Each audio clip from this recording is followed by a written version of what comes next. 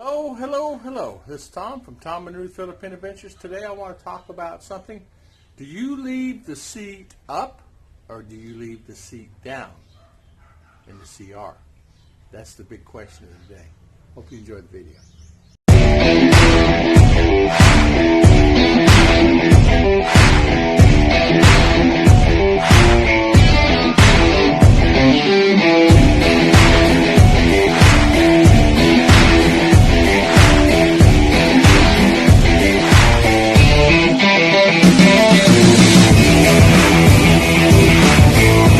People can say this video's gone to heck or it's gone to crap. No, today I want to talk about something that is actually, I was thinking about this the other day.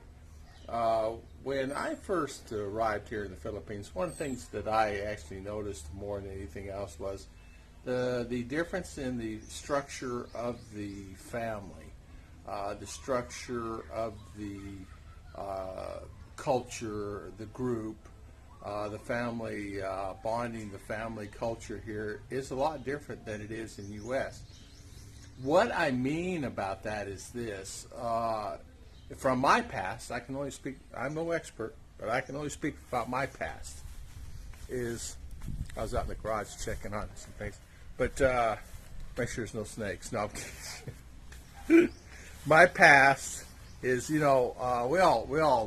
all done this before. Think about what's happened in our past and things like that. But what made me think about it, one of my friends, Steve, emailed me yesterday, and he was telling me, and I got one from another friend, he was telling me how completely different it was when he arrived here.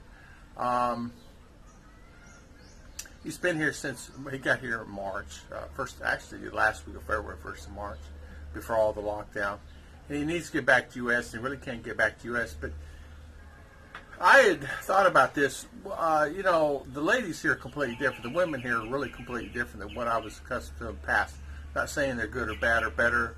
I'm not saying anybody's better than the other person. Men are different here than the men in the U.S. People were all different. But one thing that I noticed here, their criteria were,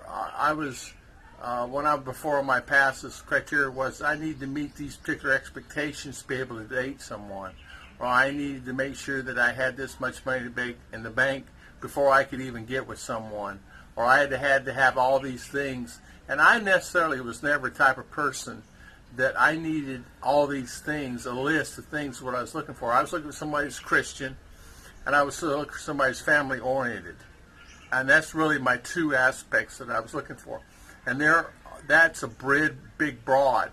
I wasn't looking for someone that actually was someone that had to have a six-figure income, had to have a job. I didn't have to have, all these things. So one thing that's completely different here. Do you leave the seat up or do you leave the seat down? A lot of the ladies in the U.S., one of the things, I got my man trained. I got my guy trained. He leaves the seat up. He leaves the seat down. Here, they don't worry about no seat. There's no seat. Here's no seat at all. Here, they don't worry about it. They don't worry about that small stuff. They don't worry about the things like that. A completely different culture, completely different relationship style. And it's really this whole video needs to be about that. It's really, if you think about it, I'm shooting this from the hip. I don't have any notes or anything today, but relationship style is completely different here.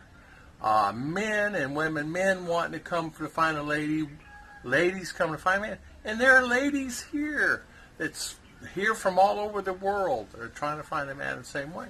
And actually, Ruth and I know a couple of couples where the ladies actually came here and found their man, they're Filipino here. So you think about it this way. There are things that you want to happen. You want somebody that's happy. You don't want somebody sad all the time. You want these criteria things in your mind. But then again, too, I realized this today. I went to the CR this morning, and it was up. It was just left up. Was it left up last time I used it? I have no idea. Nobody's counting. This CR doesn't even have one. But CR in the expandable house, and I said to myself, Oh man, that brings back memories. You didn't put the seat up, you didn't put the seat down, you didn't do this and you didn't do that, and you didn't do this and you didn't do that. And I'm thinking to myself, wow, I am so happy. Because I don't hear anything other than the fact that say, good morning, how you doing? I made pancakes this morning. If you're interested, you can get up and have them. If not, they'll be warm the time you get up this morning. Don't worry about it. How wonderful was that? That was today. I got up this morning at 6:42 and had me some pancakes with my wife and daughter before we started doing our duties. But that's the thing. It's really completely different family culture, completely different family environment. What are you doing? Well, I'm doing this today. Okay, what are you doing? Well, I'm going to go do this. I'm going to go here. I'm going to go there. Okay.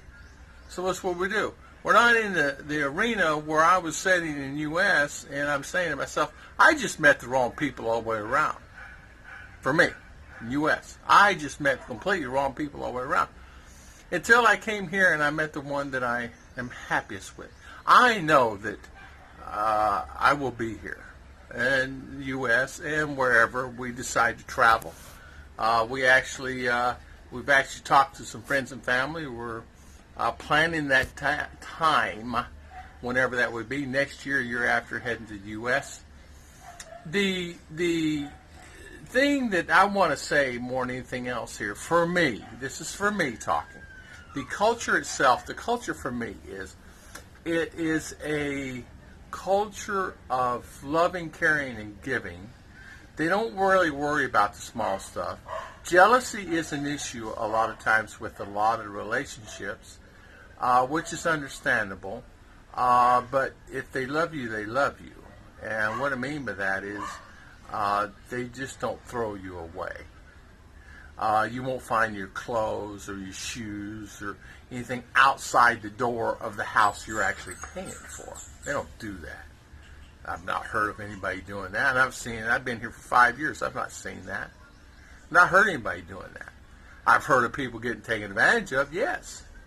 But that's like anything else.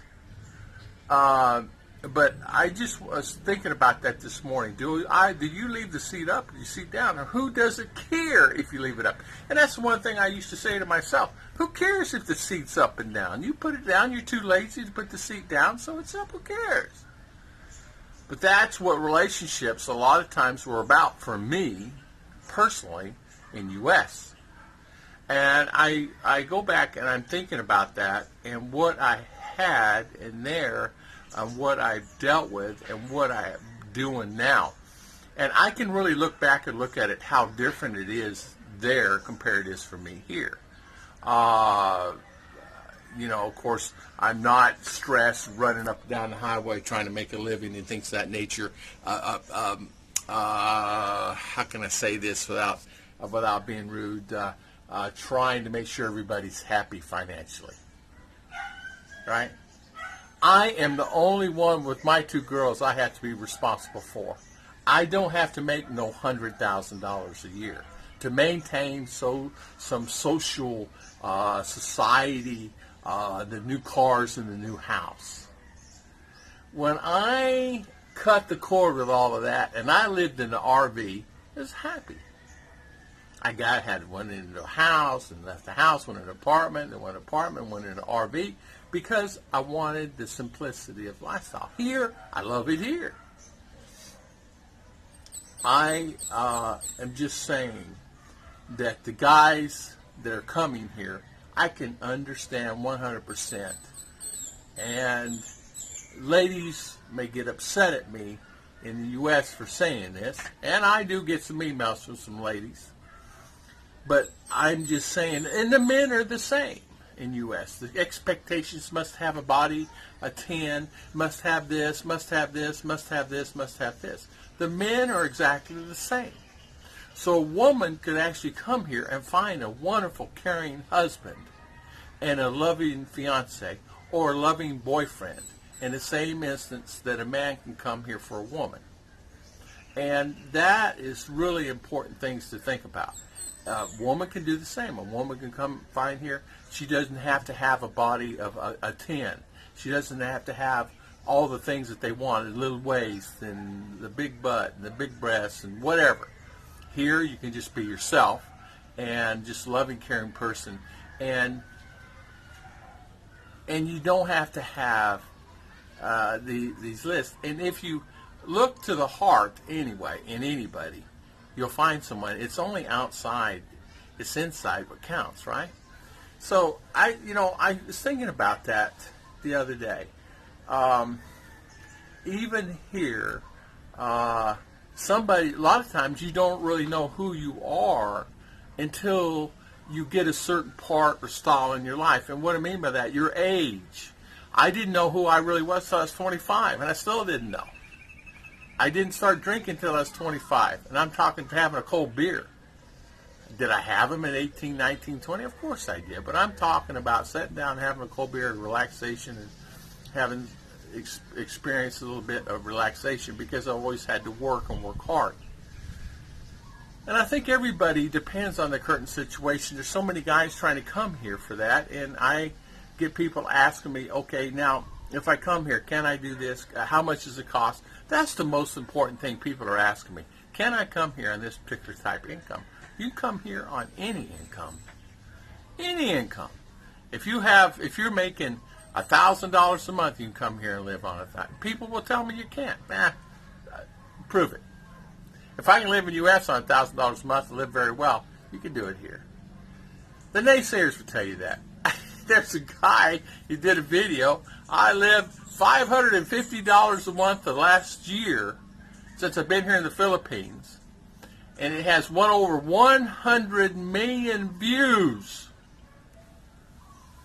I've never seen so many views pop out of video so fast in my life. So many trolls attacking me. But that's the deal. You don't really know what is here. But I was thinking, man, I tell you what, I am so lucky. I am lucky I'm here, number one. Number two is I'm lucky I found someone. And I know that. And I tell you, it took me 2 years to find. It took me 2 years. And I don't want to tell you how many people I talked to and associated with, and I spent probably a few $1,000s, $2,000 in dire straits, need money, and there was one fake sickness and all these things that because I'm soft-hearted and I gave. That's the type of person I am, I guess. I don't know. But it doesn't really matter. It's just money anyway, right? So, because you replace money, but you can't replace yourself. But I was thinking about that. I said, you'll never meet a stranger. You'll always meet somebody happy. You'll have situations where people will they'll chit-chat, talk about you and things like that. But it's okay, same as in the U.S. But really overall, you'll find that the ladies and men both, and this goes both ways, you'll find a wonderful, wonderful, wonderful partner here. I know I've been rambling on for 13 minutes, but I just got to thinking about that. Do you leave the seat up or the seat down? Who cares however you leave it, right? In U.S., it matters. In U.S., it's a big thing. Who leaves the seat up and who leaves the seat down? I'll never forget that. The first time I heard that, I was probably in my 40s, and I heard that, and I go, "You're kidding me, right? You're worrying about the seat? Well, I got to train you. I got news for you. There won't be training there if seat's up or seat down. Well, however it is just the way it is. You have to deal with it on your own." So that's probably the reason why I found myself by myself a lot of times, because I just did my thing. I do my thing here. I take care of the girls. Girls take care of me, as you know. But really overall, the family orientation here is just unbelievable. The bonding, the wanting. The kids will actually come to you and just want to see you, even if they just sat beside you. Just sit beside you because they're just loving. It's the people. It's the wonderful people that are here, and that's what I really love about it. So today's show is: do you leave the seat up or down? Does it matter if you leave it up or down? Some will tell you in U.S. it matters quite a bit, and they're still single, guaranteed. And if not, the people are unhappy in the house, male or female. And this goes the same way for the male there. Males requiring this and requiring that and controlling this and controlling that. The females in the last, for the last, when I was there, 10 years that I was there in the States, were very, had rules and regulations that you had to meet. If you didn't meet these rules and regulations and you didn't make a large sum of money or large things, they wouldn't associate with you. So that's okay. And was it a bad thing? No, actually, it was a good thing. It really, overall, is a good thing, because I look where I'm at and some of my friends. And as you know, there's 25 of us that work together, and they're still here. There's actually 3 that have left, and we've lost contact with one of the guys. So 21 of the people, 21 are still here, and they're happy.